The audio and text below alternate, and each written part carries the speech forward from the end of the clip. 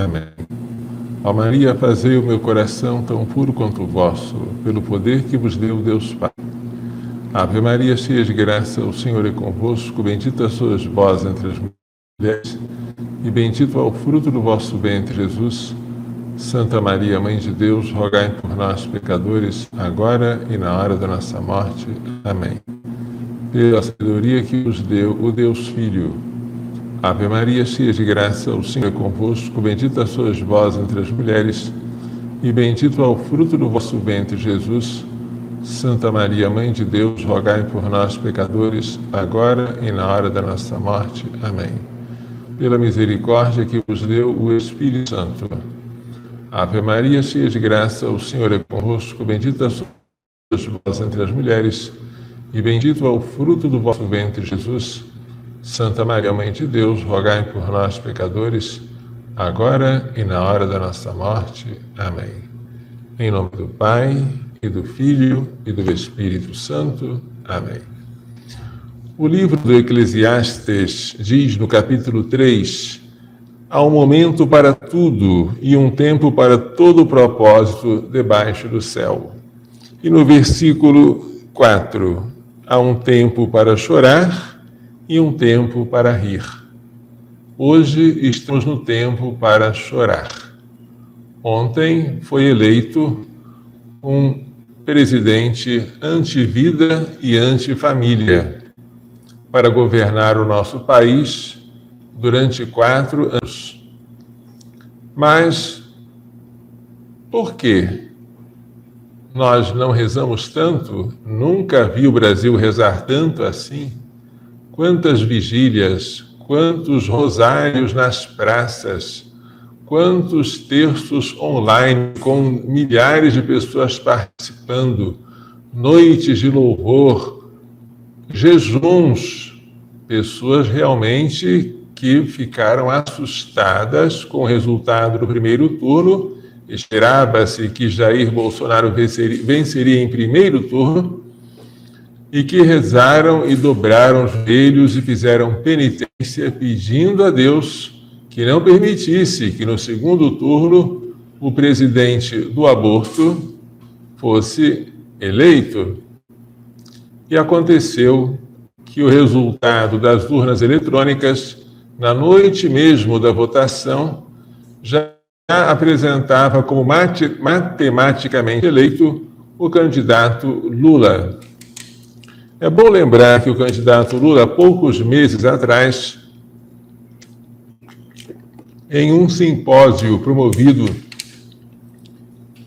pela Fundação Perseu Abramo, ligada ao PT, com representantes da União Europeia e da Alemanha, disse com todas as letras que no Brasil o aborto é proibido, mas que deveria ser permitido. Toda mulher deveria ser livre para abortar e não ter vergonha. E disse ainda: nós temos muito que avançar. Lula disse naquela época: temos muito que avançar. Avançar em quê? No aborto. E o que ele falou não é nada de novo, porque as resoluções do 6º Congresso Nacional do PT dizem com todas as letras que um dos propósitos do partido é descriminalizar o aborto e regulamentar a sua prática no sistema público de saúde. Diz mais ainda, diz que o partido pretende descriminalizar progressivamente o consumo de drogas e também constitucionalizar as uniões homossexuais, que são chamadas de homoafetivas, uma palavra criada, como entidade familiar plena. Tudo isso é bandeira do PT e é público. Basta procurar caderno de resoluções do 6º Congresso Nacional do PT. Está acessível a qualquer internauta. É um fato. e contra fatos, não há argumentos. Ninguém pode dizer que isto é mentira ou é invenção. É um fato.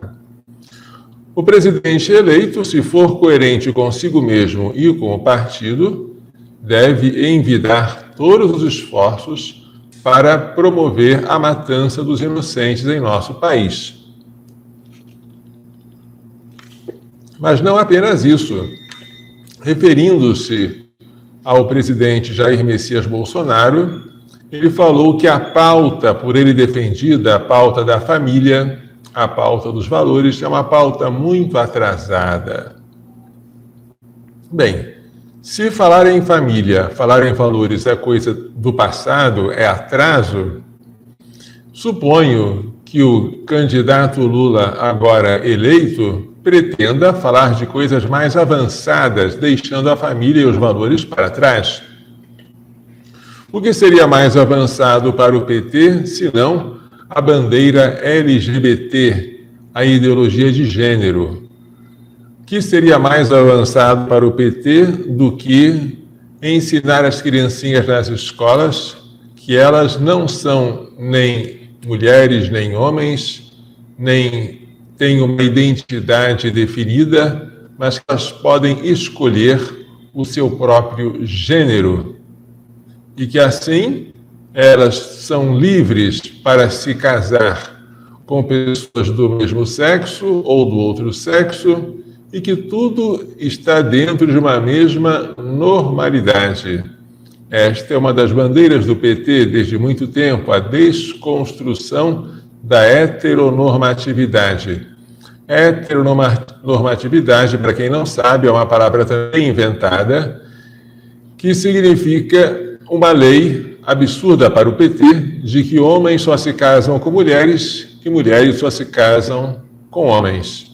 O PT quer desconstruir, para não dizer destruir, esta lei, ou seja, destruir a família. Família vai ser um quê para o PT? Família será um ajuntamento de qualquer pessoa, 2 homens, 2 mulheres. Por que não 3 homens? Por que não 3 mulheres? E por que só homens e mulheres? Por que não animais? Com o direito de adotar filhos? Ou por que não adotar também filhotes? Não sabemos.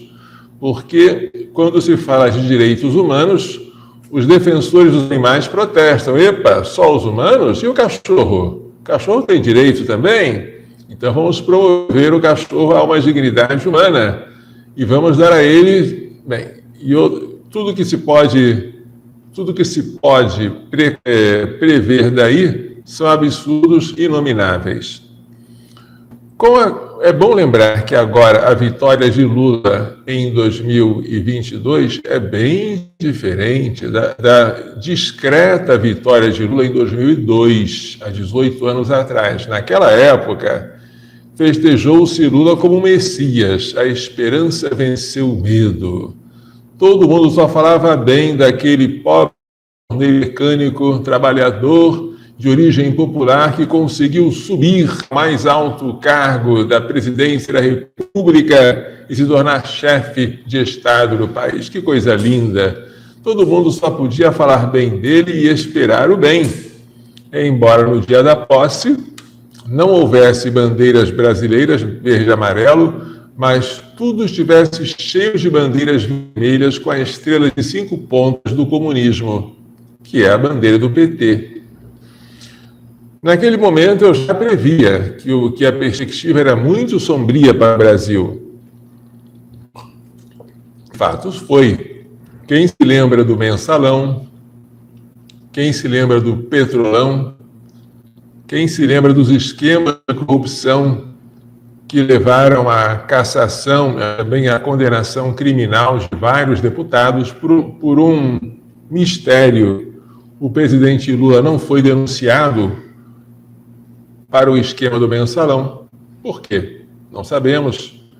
Parece que ele está acima de qualquer suspeita, de modo que não temos ninguém tem a iniciativa de oferecer contra ele alguma denúncia, mas ele acabou sendo preso, acabou sendo, digamos, condenado criminalmente, chegou a cumprir uma parte da sua pena, mas depois, de maneira também misteriosa, a Suprema Corte anulou a condenação dele e ele foi considerado, de maneira também estranhíssima, inocente, não só inocente, como apto a se recandidatar à presidência e agora eleito. Bem, tudo isso é muito torto. Nosso país está cheio de coisas sinuosas que ninguém consegue entender. Como é que ele foi eleito se ele não podia aparecer em público para falar com o povo? Como é que ele foi eleito se as multidões enchiam as praças e as ruas para aclamar o Brasil e o presidente Jair Bolsonaro? Onde está essa multidão maravilhosa que teria aclamado Lula como presidente, se hoje nós temos protestos em cima de protestos contra a eleição? É uma coisa que a gente não sabe. Mas parece, eu tenho medo, que como estamos numa onda de censura, e a censura é violenta até contra fatos, não só contra opiniões, mas contra fatos, eu estou com medo que daqui a pouco qualquer vídeo que venha pôr em dúvida a urna eletrônica seja retirado do ar.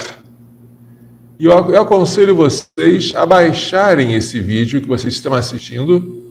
Baixem por precaução, porque não sabemos por quanto tempo ele ficará disponível na internet.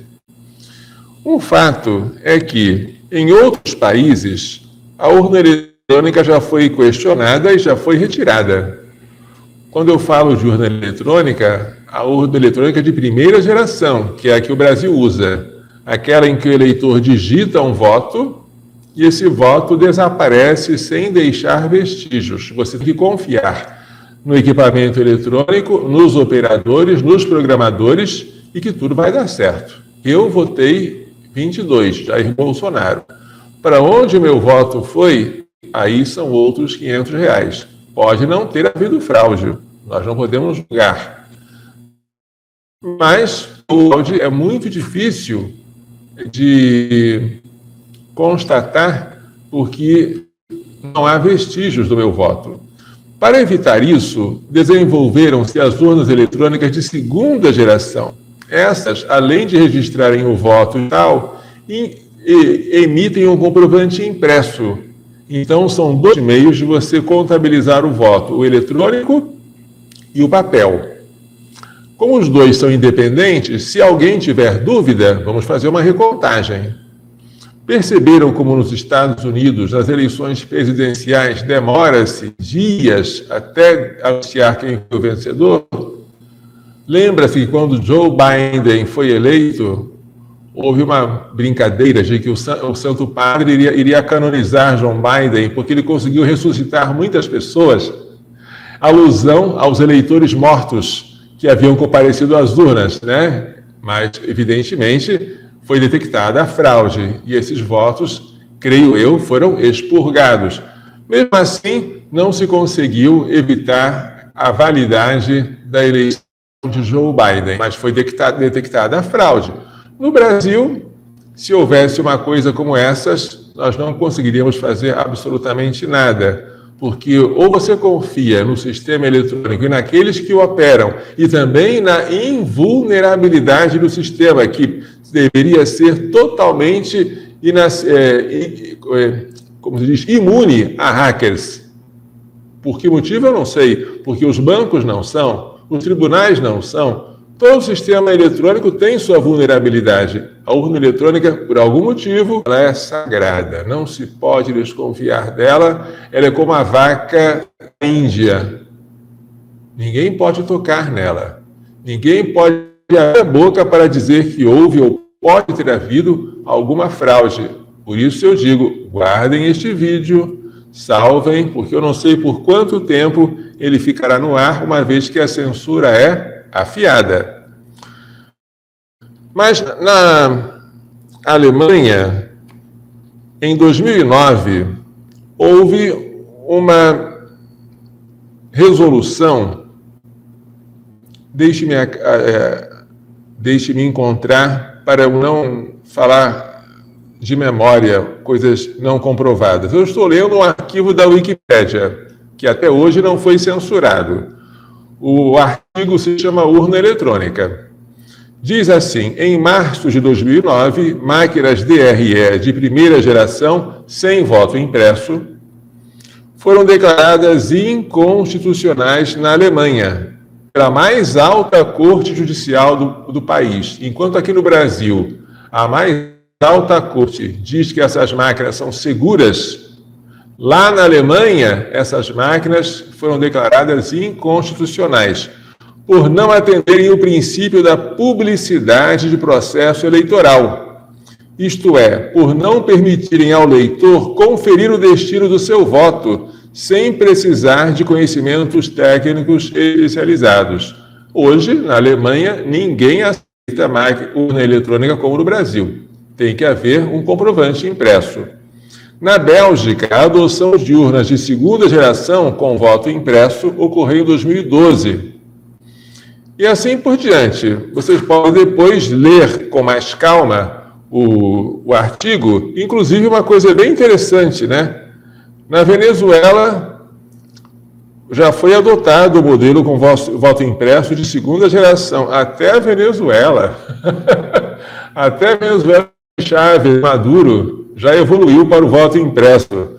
No Paraguai, foram feitas experiências com as urnas eletrônicas brasileiras. Eles importaram de nós entre 2003 a 2006, mas em 2008 o uso foi proibido. Olha que coisa, exportamos para o Paraguai um produto que depois eles não quiseram usar. E nós usamos. Bem, proibido por falta de confiança no equipamento pelos partidos de oposição. Então, estamos muito longe de poder dizer que o mundo inteiro confia nas urnas eletrônicas sem voto impresso, sem comprovante impresso, e que quem duvida é um ignorante, alguém que não sabe de nada. As discussões são inúmeras e acontecem em vários países. E se quiserem dizer que nós não somos proibidos de falar, digam pelo menos que vocês fazem isso por medo de nós. E fazem pelo desejo de censura à opinião e também aos fatos, tá? Mas pode ter havido, sim. Pode, por que não? A gente não sabe. O fato é que, pela quantidade de pessoas dispostas a votarem Jair Bolsonaro, pela quantidade de gente que rezou e que se reuniu para dar apoio ao presidente nesses 28 dias que separaram o primeiro do segundo turno, é difícil acreditar que essa derrota tenha sido legítima. Todos podem acreditar, cada um tem o direito de emitir a sua opinião, mas devemos também dar-nos o direito de duvidar. Duvidar não é julgar. Não quer dizer que houve fraude. É dizer que pode ter havido fraude, porque não é absoluta. É um direito de cada cidadão. E ai daquele que quiser tirar de nós esse direito.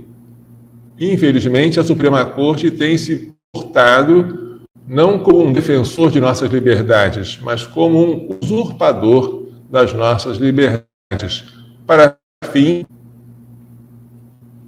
desconhecidos. O que o Supremo quer com isso? Não sei. É tempo de chorar. Mas a pergunta é: as lágrimas têm alguma utilidade? Será que as nossas orações que fizemos foram inúteis? Não, não foram inúteis, de jeito nenhum. O Salmo 125, que fala da volta do exílio, diz assim: quando o Senhor fez reconduzir os exilados de Sião, íamos sonhar. Encheu-se a nossa boca de sorriso e a nossa língua de canções. Entre os gentios se dizia: o Senhor fez maravilhas por eles. Sim, o Senhor fez grandes coisas por nós. Exultemos de alegria. Ó Senhor, faze voltar nossos exilados como as torrentes pelo Neguebe. Os que semeiam com lágrimas ceifarão em meio a canções. Olha as lágrimas. Você semeia com lágrimas. Agora você está chorando. O Brasil todo está de luto. Você semeia com lágrimas. Você ceifará em meio a canções. Vão andando e chorando a levar sua semente. Ao voltar, vão cantando, trazendo seus feixes. Bonito isso. Mais bonito ainda é o Salmo 56. Veja, na verdade, 56 segundo o hebraico, 55 segundo o grego. No versículo 8, melhor dizendo, no versículo 9, está escrito assim: do meu exílio registraste cada passo, em vosso odre recolheste cada lágrima, e registraste e anotaste tudo isso em vosso livro. Ou seja, você chora, essa lágrima é guardada pelo Senhor no seu odre. Odre é um recipiente de plástico, odre é um recipiente de couro, que serve para guardar líquidos, como vinho, óleo. Aqui no Salmo está dizendo que o Senhor recolheu no seu odre cada lágrima e anotou tudo isso em seu livro. A lágrima do justo terá sua compensação escatológica, será recompensada no último dia. Ou seja, você chorou, você está chorando agora pelo resultado tenebroso, funesto destas eleições. Saiba que estas lágrimas estão sendo recolhidas por Deus e que elas terão recompensas. Não foi em vão ter chorado, não foi em vão ter jejuado, não foi em vão ter feito vigílias e orações, não foi. E se você se emendou de seus pecados, se você fez obra de misericórdia, se você se reconciliou com o próximo durante esse tempo, você não vê os frutos, mas os frutos existem. A oração sempre tem seus frutos. Pode ser que ela seja atendida como nós queremos, pode ser que não. Pode ser que os frutos sejam visíveis, pode ser que sejam invisíveis, pode ser que os frutos sejam presentes. Talvez Deus reserve esses frutos para o futuro. Mas uma coisa é certa, o Senhor da história não é o Supremo Tribunal Federal, nem o Tribunal Superior Eleitoral, nem o PT, nem os meios de comunicação social. O Senhor da história é Deus. É Ele que dá a morte e dá a vida. Ele faz descer a sepultura e faz voltar. O Senhor confunde os planos das nações. Ele é poderoso e ele é sábio para poder governar o mundo. E se ele tolera o mal, e se ele permite o sofrimento, ele faz isso por amor a nós, porque sabe que desse sofrimento ele poderá tirar uma grande coisa. Aliás, por que o Divino Pai Eterno deixou que o seu filho fosse morto, depois de sofrer tantos golpes? Porque desse sofrimento resultaria a redenção do mundo, a nossa salvação. E o que foi que Jesus disse no Jardim das Oliveiras? Pai, se for possível, afasta de mim este cálice. Mas depois acrescentou, não se faça a minha vontade, mas a tua. Vamos ver aqui novamente aqui. A carta aos Hebreus, no capítulo 5, versículo 7, assim se exprime: Cristo, nos dias de sua vida terrestre, apresentou pedidos e súplicas, com veemente clamor e lágrimas, àquele que o podia salvar da morte, ou seja, ao seu Pai. E foi atendido por causa da sua submissão. Como é que Jesus foi atendido?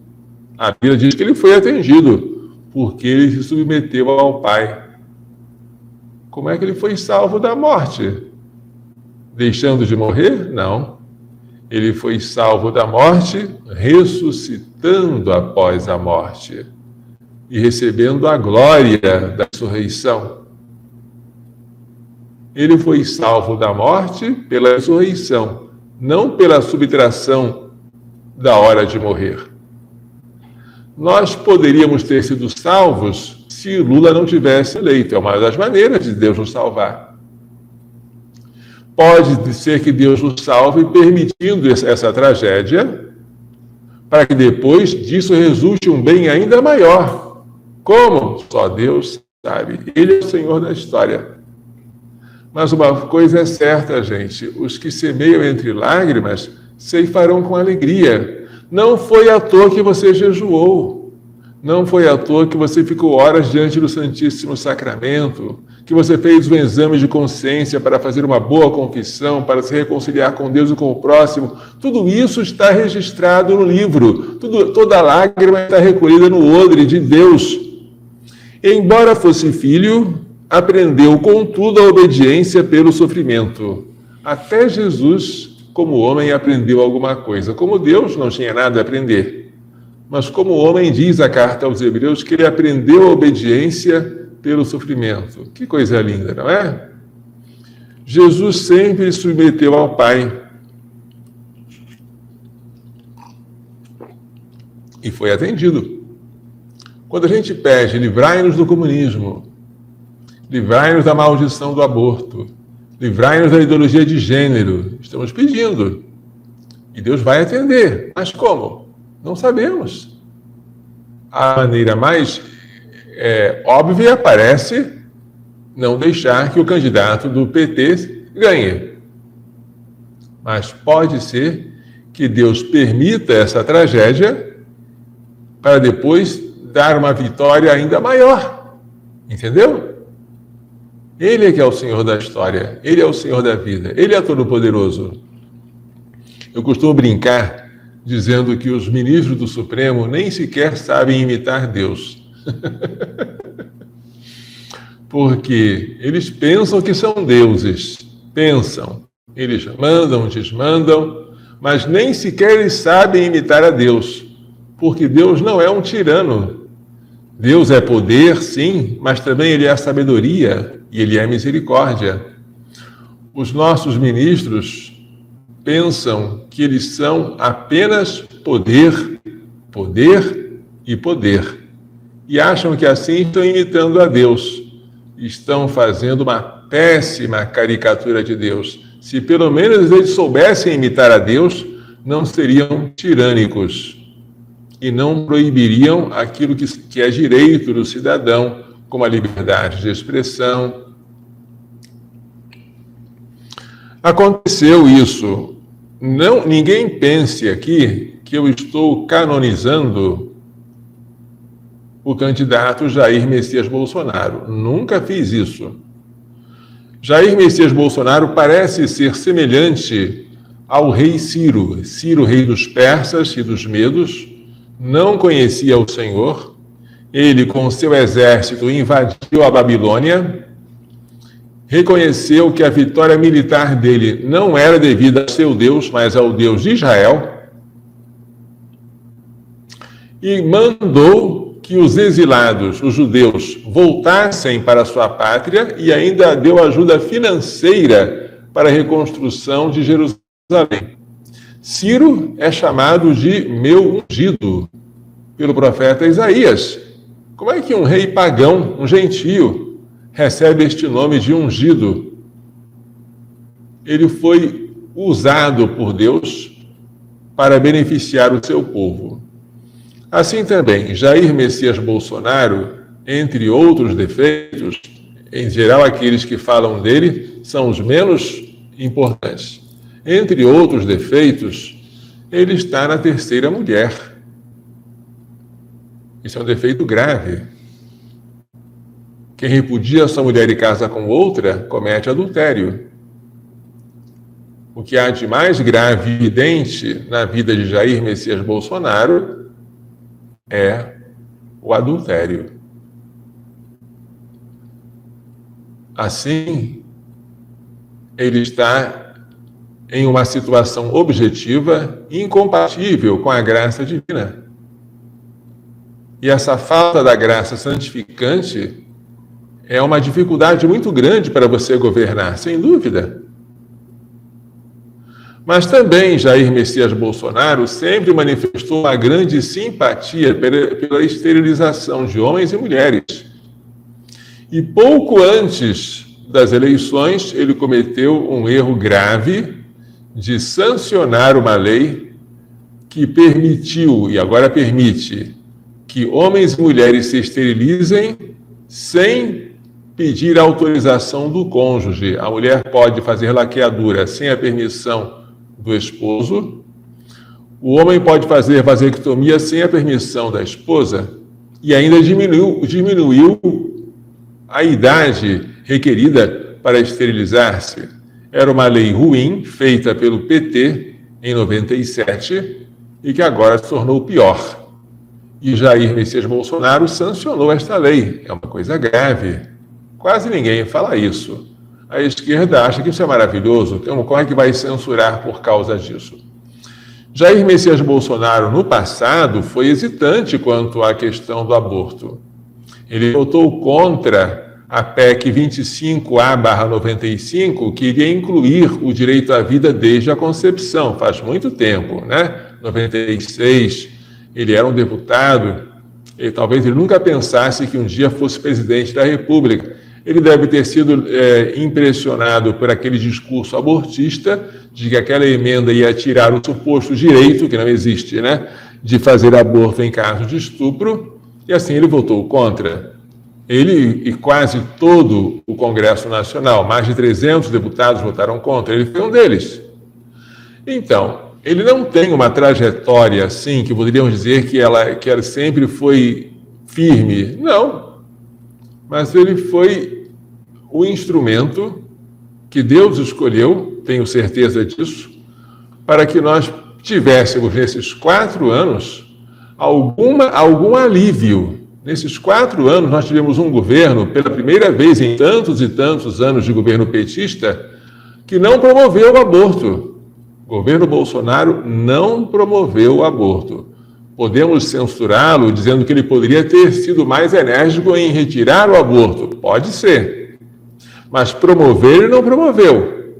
Veja-se a última norma técnica do Ministério da Saúde, em que se fala explicitamente que não existe aborto legal e que se tenta, de muitas maneiras, restringir a prática do aborto. É uma norma com boas intenções. Poderia ser muito melhor, porque ela é contraditória. Se o aborto legal não existe, não se deve regulamentar aquilo que não é legal. Deveria simplesmente proibir o aborto. No entanto, esta norma admite a prática de aborto em alguns casos. Então é uma coisa assim meio contraditória, mas percebe-se que havia pelo menos uma intenção de avançar na agenda pró-vida. Se nós estivéssemos sob o domínio petista, uma norma como essa seria impensável, impensável. Imagina o que o Lula pensaria de uma coisa dessas. Lula pensa, e falou publicamente, que abortar deveria ser um direito. Um direito. Direito de matar o próprio filho, sem ter vergonha. Sem ter vergonha. E que temos que avançar muito nisso. Tá? Então, o presidente Jair Messias Bolsonaro, nesses 4 anos, ele conseguiu frear a ideologia de gênero. Enquanto o PT era o partido que mais promovia a agenda, que depois ficou conhecida como LGBT, quando eu estava em Roma, eu me envergonhava do Brasil. Envergonhava, porque o Brasil era o país do mundo que mais promovia o homossexualismo, o travestismo e outras coisas, ismos de perversão sexual. E ao ponto de outros países querem fazer um abaixo-assinado, uma manifestação contra a resolução brasileira de promoção dessas coisas na ONU e na OEA. Enquanto o Brasil foi governado por petistas, tudo que se refere à dissolução da família, dos costumes, foi exaltado.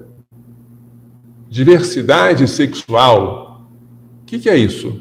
Era um prêmio, era uma coisa maravilhosa e exaltada pelo PT. Diversidade sexual nada mais é do que você promover as aberrações sexuais como se fossem normalidades ou direitos. Direitos. O direito de ser travesti, o direito de ser homossexual. Só falta, mas não demora muito, o direito de ser pedófilo. E por que não, o direito de ser bestial. O pedófilo pratica atos sexuais com crianças, o bestial com animais. Mas acredite, não falta muito, não. Não falta muito. A tendência é a dissolução completa de tudo aquilo que do plano originário de Deus. Deus os criou homem e mulher.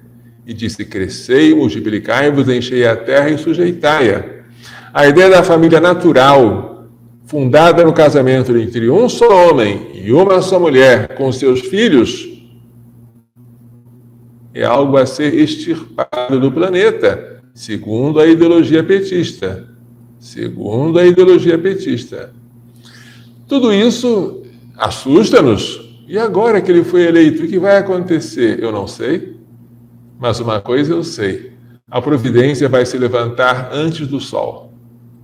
Deus é que manda no sol. Não é o sol que se levanta e depois é que vamos descobrir o que vamos fazer. O Senhor governa o curso dos astros. Ele governa a rotação da terra e o dia e a noite são dele. E a gente não rezou à toa. Não pensem que os nossos inimigos, com a sua perversão, recorrendo a deuses falsos, até mesmo a rituais satânicos, que eles são mais fortes do que nós, que recorremos ao Deus vivo e verdadeiro. Claro que não.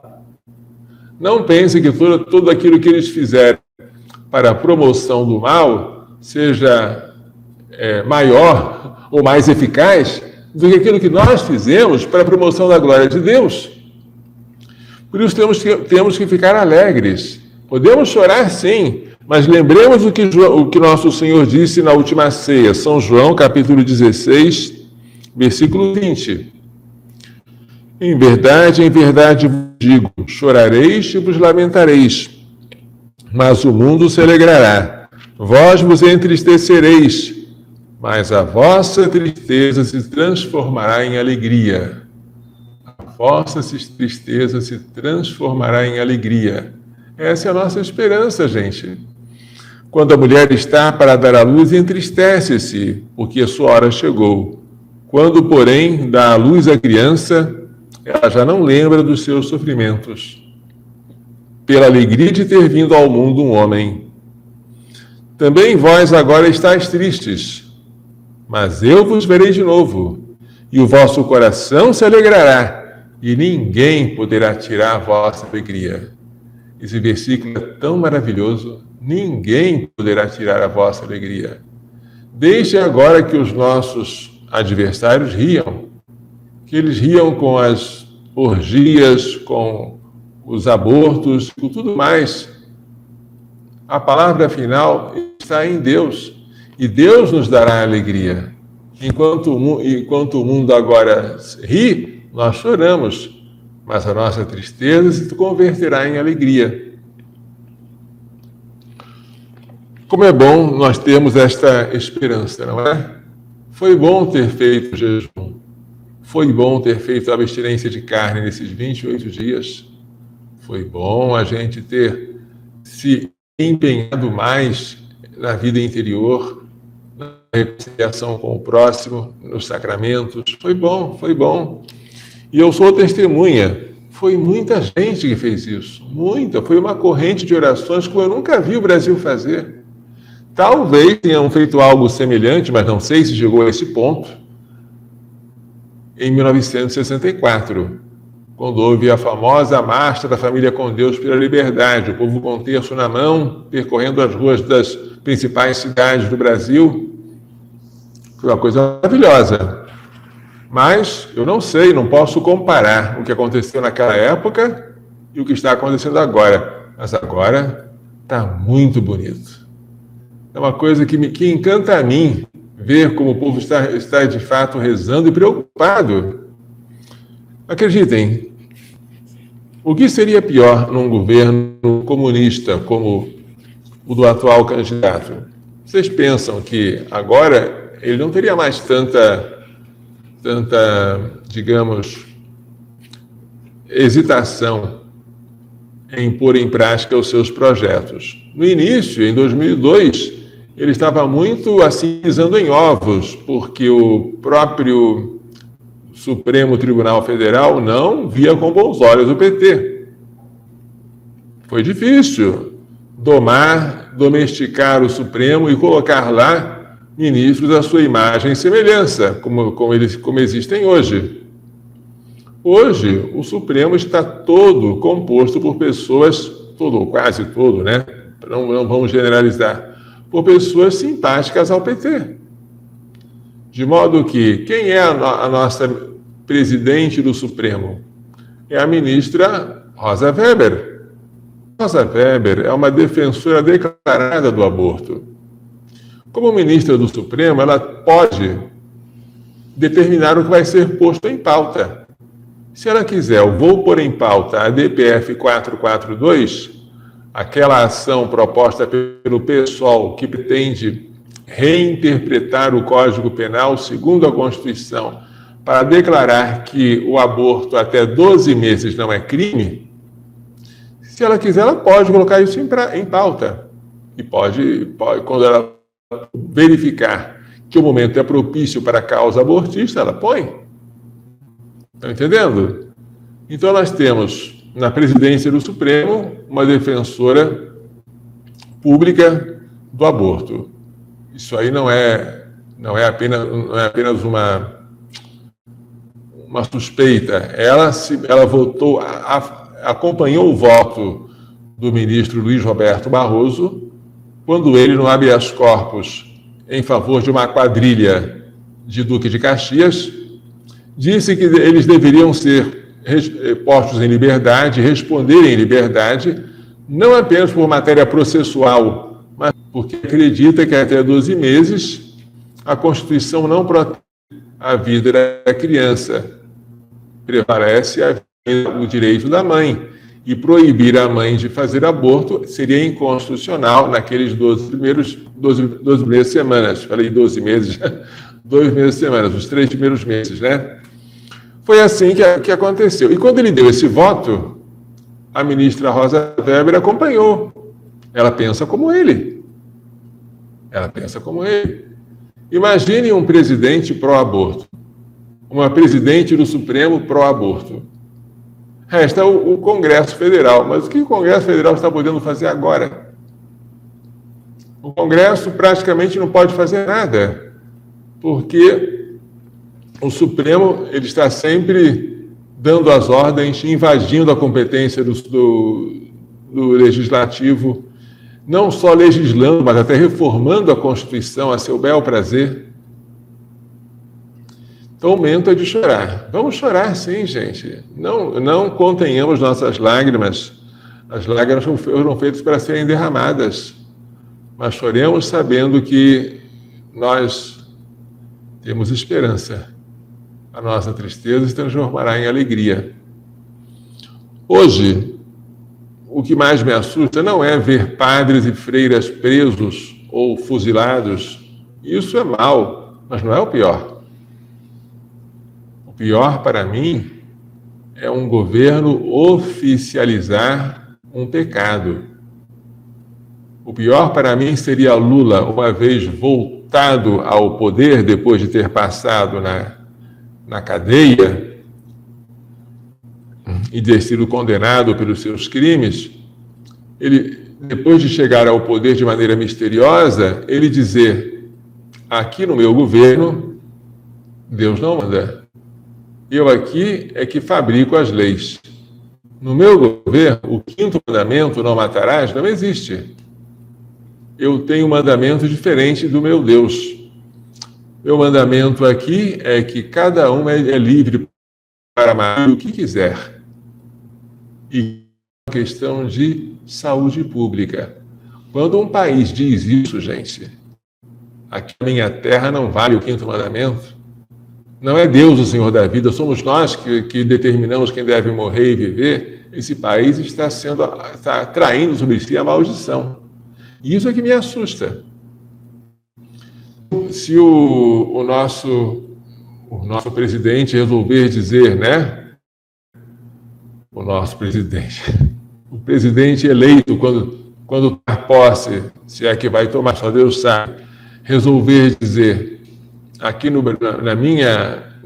no meu governo, não existe a união de um só homem e uma só mulher. Não, isso está na Bíblia. Mas eu sou mais do que a Bíblia. Isso está na palavra de Deus. Mas eu não tenho nada a ver com Deus. Aqui na Terra é diferente. Nós fazemos o que quisermos, livres de obedecer ao Senhor. Isso aí, gente, é uma afronta a Deus. Isso é que eu temo. A pior consequência de um governo anticristão é a oficialização do pecado. Isso é que é horrível, gente. Isso é que é horrível. Por isso, todos os dias eu rezo. O Manuel Pestana ensinou a dizer: coração imaculado de Maria, livra-nos da maldição do aborto. Uma própria lei abortista já seria por si mesma uma maldição. Maldição esta que devemos pedir todas as forças que seja repelida do nosso país. Vamos então agradecer a Deus em tudo, dar graças. O Senhor sabe o que faz, né? Se recebemos de Deus os bens, não deveríamos também receber os males, dizia Jó. Vamos receber este mal, vamos dar graças e vamos conservar a nossa esperança, porque a gente pediu e vai ser atendido. Não é como a gente pensou, mas de um outro modo Deus vai nos atender. E, aliás, essa demora em aparecer os frutos da nossa oração serve para nós aumentarmos a nossa fé e aumentarmos a nossa perseverança. Quem sabe a gente mude de hábito. Durante esses 28 dias mudou, você rezou mais, você fez mais mortificação, você frequentou mais a confissão. Que tal você continuar fazendo isso para atrair novas bênçãos de Deus sobre este país? É a proposta que eu faço a todos que estão me ouvindo neste momento. Bem, vamos encerrar por aqui então, com lágrimas, mas também com esperança. O Senhor esteja convosco.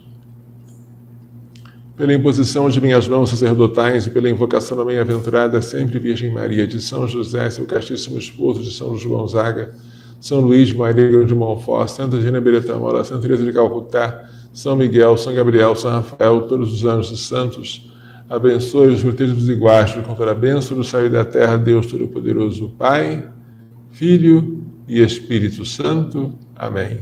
Coração Imaculado de Maria, livrai-nos da maldição do aborto.